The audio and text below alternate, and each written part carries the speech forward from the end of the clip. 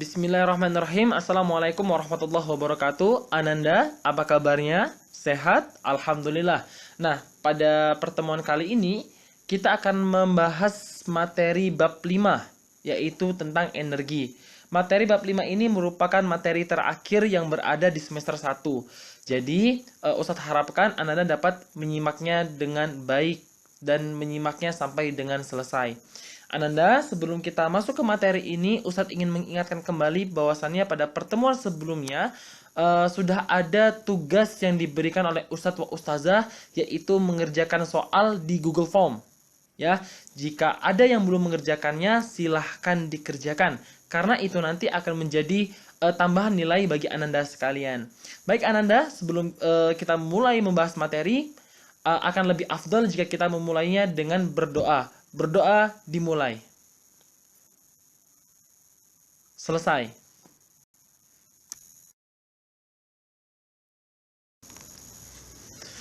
Energi. Apa sih yang dimaksud dengan energi?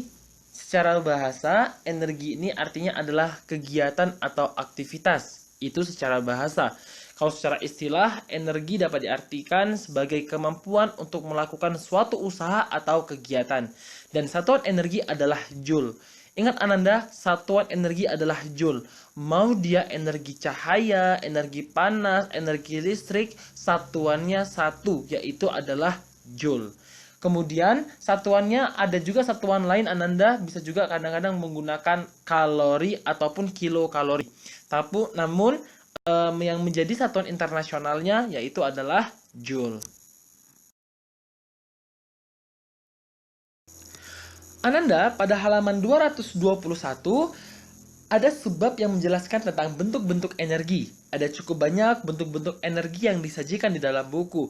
Tapi pada PPT kali ini, Ustadz hanya menyajikan 1, 2, 3, 4, 5. 5 bentuk energi. Yang pertama adalah energi kimia. Energi kimia adalah energi yang tersimpan di dalam senyawa kimia. Contohnya apa? Contohnya adalah energi yang tersimpan di dalam batu baterai. Energi yang tersimpan di dalam aki dan lain sebagainya. Yang kedua adalah energi kinetik. Energi ini adalah energi yang dimiliki oleh benda yang bergerak. Kata kuncinya adalah benda yang bergerak. Ya, contohnya apa? Mudah saja.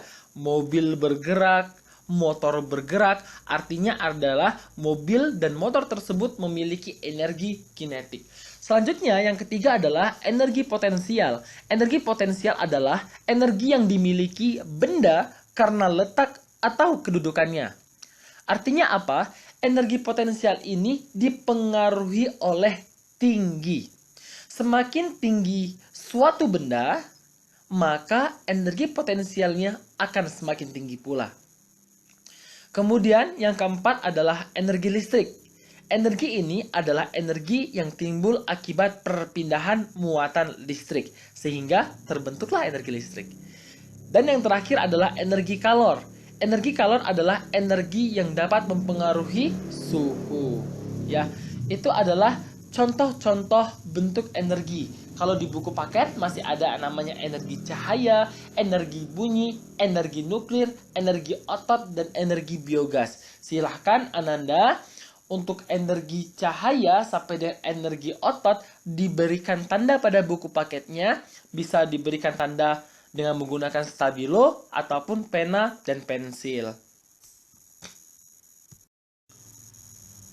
Ananda, jika kita berbicara tentang energi, maka kita akan mengenal hukum kekekalan energi.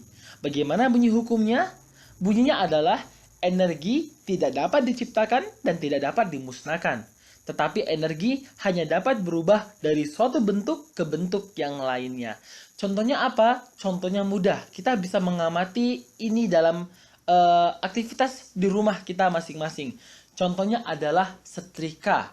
Ya, awal ketika kita ingin menghidupkan setrika adalah dengan cara menghubungkannya dengan arus listrik. Kemudian beberapa saat setrikanya menjadi panas. Ini merupakan salah satu contoh perubahan energi listrik menjadi energi panas. Selanjutnya yang kedua adalah lampu. Ya, kita menekan saklar, kemudian lampunya terang. Artinya adalah di sini terjadi perubahan energi, yaitu perubahan energi listrik menjadi energi cahaya. Nah, kalau seandainya radio, ya, radio itu kira-kira perubahan energi apa ke energi apa? Ayo, apa? Ya, kalau radio itu merupakan contoh dari perubahan energi listrik menjadi energi bunyi. Nah, sampai di sini paham ya? Mudah ya? Mudah. Ananda, dalam materi bab 4 ini ada sebab khusus yang membahas tentang energi kinetik dan energi potensial. Nah, di sini Ananda cukup menghafalkan rumusnya saja. Ya, energi kinetik adalah EK sama dengan setengah mv kuadrat. Ya, EK itu artinya adalah energi kinetik dengan satuannya joule, kemudian setengah itu adalah rumus, M itu adalah massa benda dengan satuan kilogram, dan V itu adalah kecepatan dengan satuan M per S. Dan Anda harus ingat bahwasannya pada energi kinetik kecepatannya dikuadratkan. Selanjutnya yang kedua ini adalah energi potensial. EP sama dengan M dikali G dikali H. Ya, EP ini adalah energi potensial, M itu adalah massa benda, tentu dengan satuannya kilogram, G ini adalah gravitasi bumi, M per S kuadrat, ya. Pada dasarnya kecepatan gravitasi bumi ini adalah 10. Tapi di buku lain kadang-kadang disebutkan juga adalah 9,8. Selanjutnya H ini adalah ketinggian dengan satuan M atau meter. Ananda, energi potensial dan energi kinetik ini walaupun memiliki pengertian yang berbeda, namun dalam suatu kondisi energi kinetik dapat disandingkan dengan energi potensial, ya. Contohnya seperti apa? Contohnya adalah jika ada suatu benda berada di suatu ketinggian, tiba-tiba benda tersebut jatuh ke tanah, maka akan ada perubahan energi potensial menjadi energi kinetik. Maka rumusnya diketahui EK sama dengan EP. Energi kinetik sama dengan energi potensial. Setengah M dikali V kuadrat sama dengan MGH. Selanjutnya, karena energi kinetik memiliki M, massa, dan energi potensial juga memiliki massa, maka bisa kita coret ya. Rumusnya, kemudian yang setengah, pindah ruas. Kalau setengah pindah ruas, maka dia berubah menjadi kali 2. Jadi rumusnya berubah menjadi V kuadrat sama dengan 2 dikali G dikali H. Ya, selanjutnya, karena V-nya ini masih kuadrat, ya, maka ketika dia berpindah ruas, V-nya berubah menjadi akar. Jadi V sama dengan akar 2 dikali G dikali H. Ini merupakan rumus yang mengaitkan antara energi kinetik dengan energi potensial. Jika ada suatu benda yang berada di suatu ketinggian tiba-tiba jatuh, maka kita dapat menghitung berapa besar kecepatan benda yang jatuh tersebut. Ananda, untuk pertemuan kali ini cukup sampai di sini. Ya, masih ada pertemuan selanjutnya. Pertemuan selanjutnya kita akan membahas tentang sumber-sumber energi. Kemudian kita juga membahas tentang transformasi energi pada makhluk hidup.